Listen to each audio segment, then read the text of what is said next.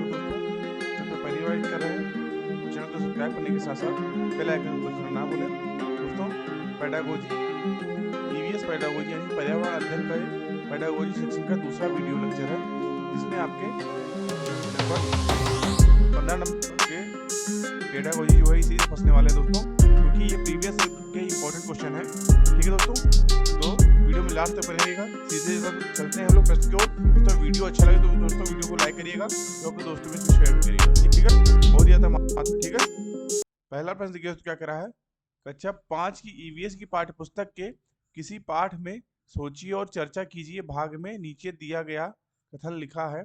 यदि आपके गांव अथवा शहर में एक सप्ताह तक पेट्रोल अथवा डीजल ना हो तो क्या होगा। इस कथन का मुख्य उद्देश्य है ए. छात्रों को तेल के न्याय संगत उपयोग के बारे में संवेदनशील बनाना। बी. छात्रों को पेट्रोल और डीजल के स्रोतों के बारे में मूल्यांकन। सी. वास्तविक जीवन की चिंताओं को समझने हेतु कल्पना और सोचने विचारने की कुशलता को बढ़ावा देना। या डी. पेट्रोल और डीजल की कमी के बारे में जागृति उत्पन्न करना। बताना दोस्तों राइट आंसर कौन सा होगा। दोस्तों, सी ऑप्शन आपका इस प्रश्न के लिए बिल्कुल राइट होगा। बच्चों को वास्तविक जीवन की चिंताओं को समझने हेतु कल्पना और सोचने विचारने की कुशलता को बढ़ावा देना इसका मकसद होगा। ठीक है, तो सी ऑप्शन इस प्रश्न के लिए बिल्कुल राइट होगा। चलते हैं अगले क्वेश्चन की ओर। दूसरा क्वेश्चन देखिए क्या कह रहा है। प्राथमिक स्तर पर ईवीएस की पढ़ाई का एक प्रमुख उद्देश्य है ए.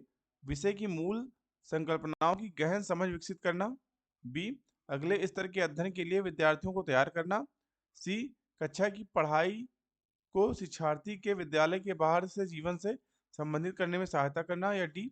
स्वतंत्र रूप से हस्तसिद्ध क्रियाकलापों को करने का कौशल अर्जित करना। बताना दोस्तों राइट आंसर कौन सा होगा। तो दोस्तों, सी ऑप्शन आपका इस प्रश्न के लिए बिल्कुल राइट होगा। ठीक है, पढ़ाई का प्रमुख उद्देश्य कक्षा की ईवीएस की पढ़ाई का प्रमुख उद्देश्य कक्षा की पढ़ाई को शिक्षार्थी के विद्यालय से बाहर से जीवन से संबंधित करने में सहायता करना है। ठीक है, सी ऑप्शन इस प्रश्न के लिए बिल्कुल राइट होगा। चलते हैं अगले क्वेश्चन की ओर। तीसरा क्वेश्चन देखिए क्या कर रहा है। प्राथमिक स्तर की ईवीएस की पाठ्यचर्या को शुद्ध विज्ञान और सामाजिक विज्ञान की संकल्पनाओं को सम्मिलित करके विकसित किया गया है। ऐसा करने का मुख्य उद्देश्य ए. शिक्षार्थी को पर्यावरण को साकल्यवादी ढंग से देखने योग्य बनाना। बी. पढ़ाई के विषयों की संख्या को कम करना। सी.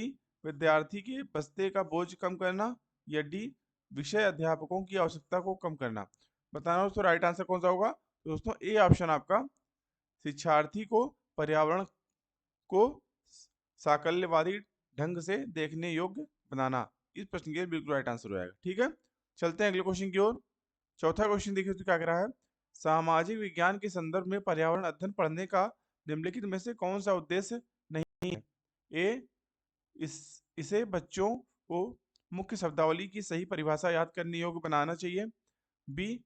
इसे शिक्षार्थियों को विद्यमान विचारों और अभ्यासों पर प्रश्न करने के योग्य बनाना चाहिए। सी.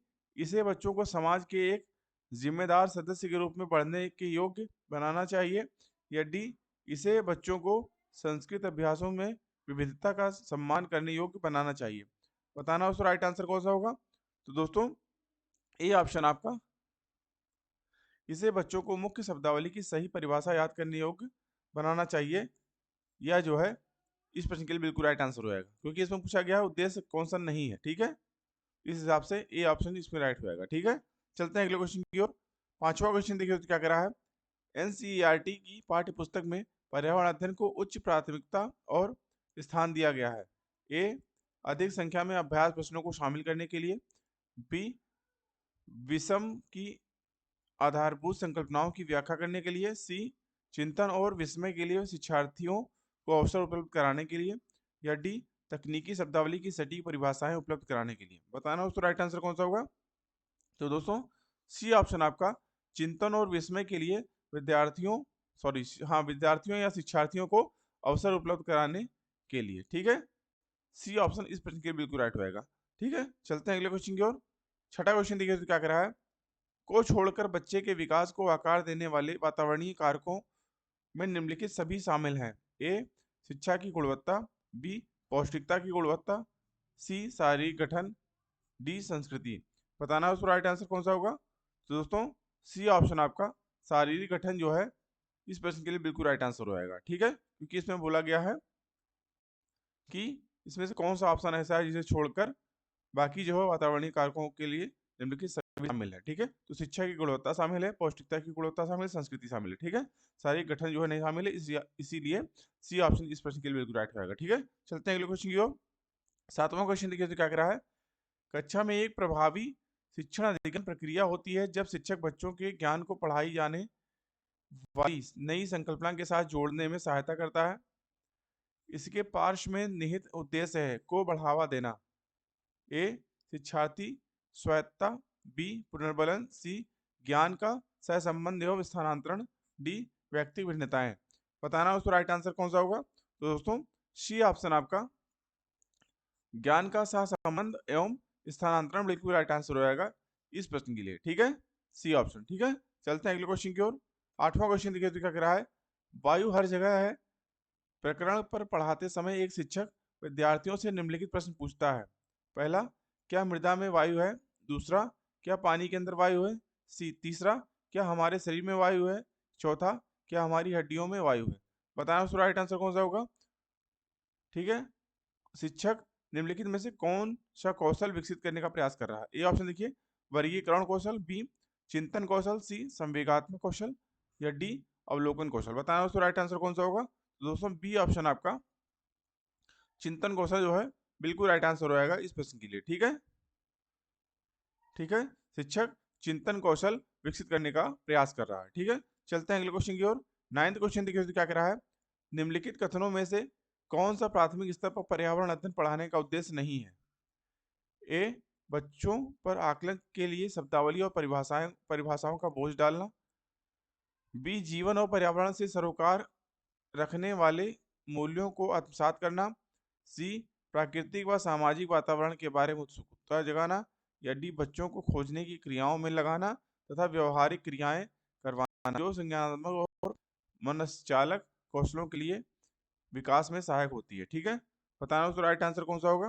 दोस्तों ए ऑप्शन आपका बच्चों पर आकलन के लिए शब्दावली और परिभाषाओं पर बोझ डालना जो है बिल्कुल राइट आंसर रहेगा इस प्रश्न के लिए, क्योंकि इसमें पूछा गया था कि पढ़ाने का उद्देश्य नहीं है, तो ये ए आपका जो है पढ़ाने का उद्देश्य नहीं, बाकी तीनों ऑप्शन आपके जो पढ़ाने के उद्देश्य है, ठीक है। इस हिसाब से ए ऑप्शन इस प्रश्न के लिए राइट रहेगा। चलते हैं अगले क्वेश्चन की ओर।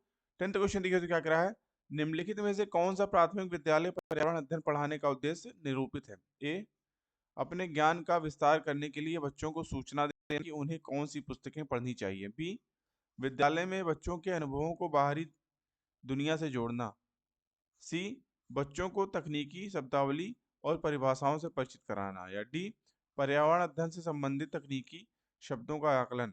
बताना उसका राइट आंसर कौन सा होगा। तो दोस्तों बी ऑप्शन आपका विद्यालय में बच्चों के अनुभवों को बाहरी दुनिया से जोड़ना, ये प्रश्न के लिए बिल्कुल राइट आंसर रहेगा, बिल्कुल सही एक्यूरेट ऑप्शन यही होगा, बी ऑप्शन, ठीक है। विद्यालय में बच्चों के अनुभवों को बाहरी दुनिया से जोड़ना, ठीक है, बी ऑप्शन। चलते हैं अगले क्वेश्चन की ओर। 11वां क्वेश्चन देखिए क्या कह रहा है, सुषमा चाहती है कि उसके छात्रों को पेड़ों के संरक्षण के लिए संवेदनशील बनाया जाए। निम्नलिखित में से कौन सी ऐसा करने की सबसे उपयुक्त रणनीति है। ए कक्षा में बहस आयोजित करना, बी समूह चर्चा, सी पोस्टर बनाना, डी बच्चों को एक पौधे को अपनाने और पोषित करने में मदद करना। बताना उसका राइट आंसर कौन सा होगा।